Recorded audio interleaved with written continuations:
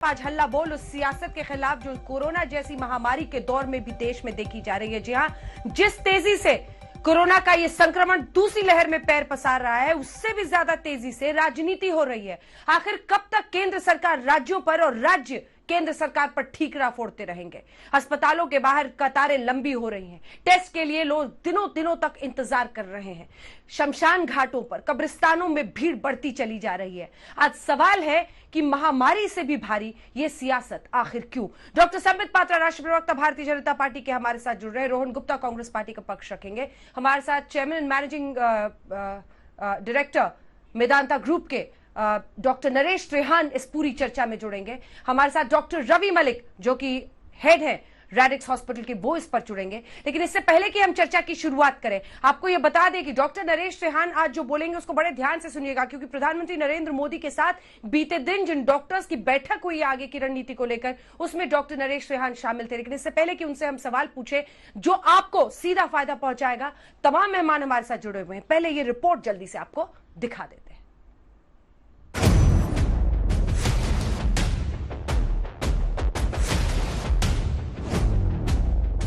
Corona के महासंकट के बीच जरूरत थी लोगों की मदद की, अस्पतालों में इंतजाम की, बेड की व्यवस्था की, ऑक्सीजन की, दवाइयों की। लेकिन जैसे जैसे महामारी ने पैर पसार कर अपना प्रचंड रूप दिखाना शुरू किया, देश भर के अस्पतालों से दिल को पसीज देने वाली तस्वीरें सामने आई। कोई अपनों के इलाज के लिए दर दर भटकता दिखा, कोई डॉक्टर के लिए गुहार लगाता नजर आया। किसी मरीज को बड़ी मुश्किल से बेड मिला तो अस्पताल में ऑक्सीजन की किल्लत हो गई, तो कोई दवाइयों की कमी से कराहता नजर आया। एक दवा फैबीफ्लू, जिसको लेकर कई डॉक्टर्स कोरोना पॉजिटिव होने के बाद इस दवा को प्रिस्क्राइब कर रहे हैं, लिख रहे हैं, वो उपलब्धता उस दवा की लेकर बहुत ज्यादा कंफ्यूजन है, कई जगहों पर नहीं मिल रही है। क्या फैबीफ्लू दवा है आपके पास? फैबीफ्लू नहीं ma'am, out of stock. Out of stock है? कब से आउट ऑफ स्टॉक है?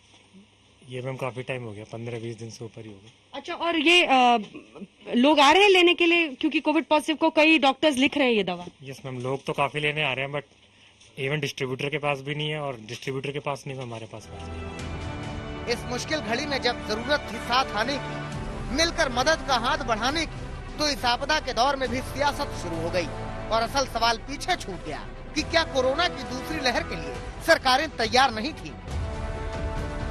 मध्य प्रदेश के पूर्व मुख्यमंत्री कमलनाथ ने ट्वीट किया, जनता को भगवान और खुद को पुजारी बताने वाले, उनके सामने चुनावों में घुटनों के बल बैठने वालों ने आज जनता को लावारिस और भगवान भरोसे छोड़ दिया है।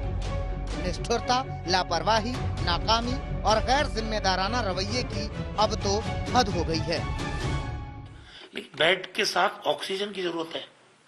इस महामारी में ऑक्सीजन ही लाइफ सेविंग का काम करती है।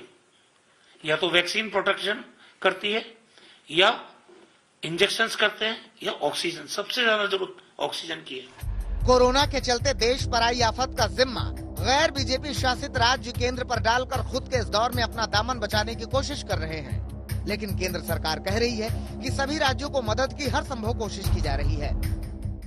ऑक्सीजन की किल्लत की महाराष्ट्र सरकार, अरविंद केजरीवाल, ममता बनर्जी सब रो रहे हैं। सबका कहना है ऑक्सीजन की जबरदस्त किल्लत। क्या देरी हुई पूरी सिचुएशन को मैनेज करने में? देखिए, ऑक्सीजन की किल्लत का अगर किसी ने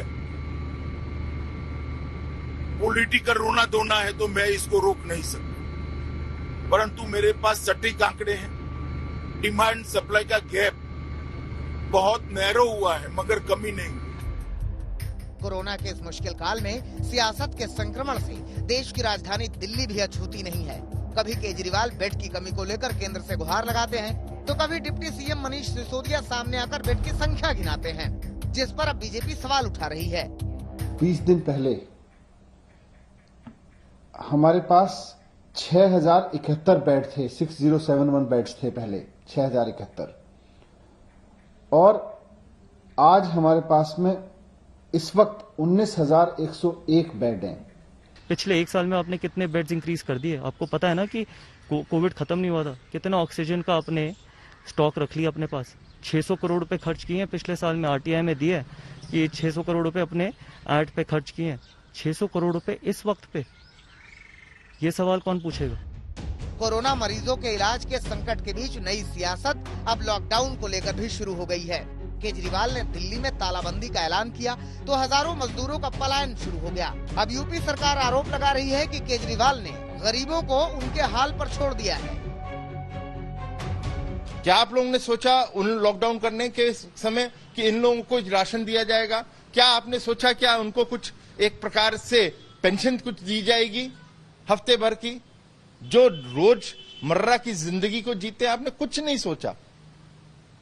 तो आपकी विफलताएं जो हैं आज उत्तर प्रदेश और बिहारी प्रवासियों के लिए फिर आपने उनको मजबूर किया है, जिसके कारण वो भाग के आ रहे हैं और उत्तर प्रदेश के मुख्यमंत्री उनकी व्यवस्था कर रहे हैं। इस सियासत के बीच परेशान लोगों का दर्द ज्यों का त्यों बना हुआ है। न उनको कोई राह नजर आ रही है, न कहीं उनकी आह सुनी जा रही है और परेशान लोग नेताओं से उम्मीद की आस लगाए दर दर भटक रहे हैं। आज तक ब्यूरो।